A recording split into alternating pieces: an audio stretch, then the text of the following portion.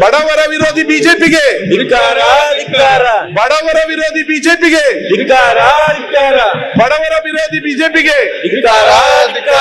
ಬಡವರ ವಿರೋಧಿ ಬಿಜೆಪಿಗೆ ಗ್ಯಾರಂಟಿ ವಿರೋಧಿ ಬಿಜೆಪಿಗೆ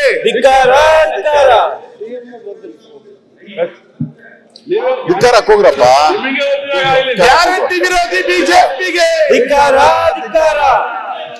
ಬಡವರ ವಿರೋಧಿ ಬಿಜೆಪಿಗೆ ಗ್ಯಾರಂಟಿ ವಿರೋಧಿ ಬಿಜೆಪಿಗೆ ಬಡವರ ವಿರೋಧಿ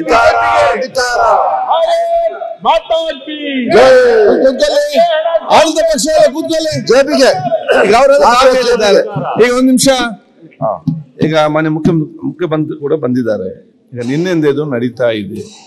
ಅದಕ್ಕೆ ನಾವೀಗ ಸದನ ಮುಂದುವರಿಸಿಕೊಂಡು ಹೋಗಬೇಕು. ತಮ್ಮೆಲ್ಲ ವಿಚಾರ ಕೂಡ ಮಾನ್ಯ ಮುಖ್ಯಮಂತ್ರಿಗಳಿಗೆ ಗೊತ್ತಿದೆ. ಅಲ್ಲ, ನಾವು ಅದಕ್ಕೆ ಉತ್ತರ ಕೊಡ್ತಾರೆ. ಸದಸ್ಯರಿಗೆ ಅಗೌರವ ಆಗಬಾರ್ದು ಮತ್ತು ಸರ್ಕಾರದ ದುಡ್ಡೇನಿದೆ ಅದು ಪೋಲಾಗಬಾರ್ದು.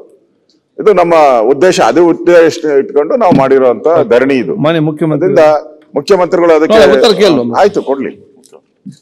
ಮಾನ್ಯ ಕೂತ್ಕೊಂಡೆ ಮಾತಾಡಿ. ಕೂತ್ಕೊಂಡೆ ಕೊಡಿ ಸರ್, ಪರವಾಗಿಲ್ಲ. ಕೂತ್ಕೊಂಡ್ರೆ ಸರಿಯಾಗಿ ಕೊಡ್ತೀರಾ, ನಿಂತ್ರೆ ಪ್ರೆಷರ್ ಕೊಡ್ತೀರಾ, ಅದಕ್ಕೆ ಬೇಡ. ಆಯ್ತಾ? ಬೆಲ್ಲ ಕಾಣುದಿಲ್ಲ ನೋಡಪ್ಪ, ನಾನು ನಿಂತ್ಕೊಂಡು ಉತ್ತರ ಕೊಡ್ಲಿ, ಚೆನ್ನಿ ಕೂತ್ಕೊಂಡು ಉತ್ತರ ಕೊಡ್ಲಿ, ಒಂದೇ ಉದ್ದೇಶದಿಂದ ಹೇಳೋದು. ಬೇರೆ ಬೇರೆ ರೀತಿ ಉದ್ದೇಶಗಳು ಇಲ್ಲ. The government is very very clear. ಏನ್ ಹೇಳ್ತೀವಿ ಅಂತ ಅನ್ನೋದನ್ನ ಬಹಳ ಸ್ಪಷ್ಟವಾಗಿ ನಿಮಗೆ ತಿಳಿಸ್ಲಿಕ್ಕೆ ಬಯಸ್ತೇನೆ. ನಿನ್ನೆನೂ ಕೂಡ ಹೇಳಿದ್ದೀನಿ. ನಾವು ಯಾವುದೇ MLAಗಳು ಅಥವಾ MLCಗಳು ಅವರ ಹಕ್ಕನ್ನ ಮೊಟಕು ಮಾಡ್ತಕ್ಕಂಥ ಕೆಲಸವನ್ನ ಮಾಡಲ್ಲ. Number 1, I am making it very clear. ನಿಮಗೆ ಎಷ್ಟು MLAಗಳು MLCಗಳ ಮೇಲೆ ಗೌರವ ಇದೆ, ನಮಗೂ ಅಷ್ಟೇ ಗೌರವ ಇದೆ. ಬಿಕಾಸ್ ನಾನು ಒಬ್ಬ ಸ್ವತಃ MLA ಆಗಿದ್ದೀನಿ. ಅದರಿಂದ ನಿಮಗೆ ಅಗೌರವ ಆಗ್ತಕ್ಕಂಥ ಕೆಲಸವನ್ನ ಯಾವ ಕಾರಣಕ್ಕೂ ಕೂಡ ಮಾಡಲ್ಲ. ಈಗ ಕಾರ್ಯಕರ್ತರನ್ನ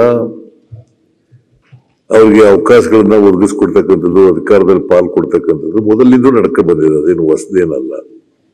ನಿಮ್ಮ ಕಾಲದಲ್ಲೂ ನಡೆದಿದೆ, ನಮ್ಮ ಕಾಲದಲ್ಲೂ ನಡೆದಿದೆ, ಸ್ವಾತಂತ್ರ್ಯ ಬಂದ ಮೇಲೂ ಕೂಡ ನಡ್ಕ ಬಂದಿದೆ. ಅದರಿಂದ ಹಣ ದುರುಪಯೋಗ ಆಗ್ತದೆ ಅಂತಕ್ಕಂಥದ್ದಲ್ಲಿ ಈಗ ಕಾರ್ಯಕರ್ತರನ್ನ ಚೇರ್ಮನ್ಗಳು ಮಾಡ್ತೀವಿ, ಅದು ದುರುಪಯೋಗ.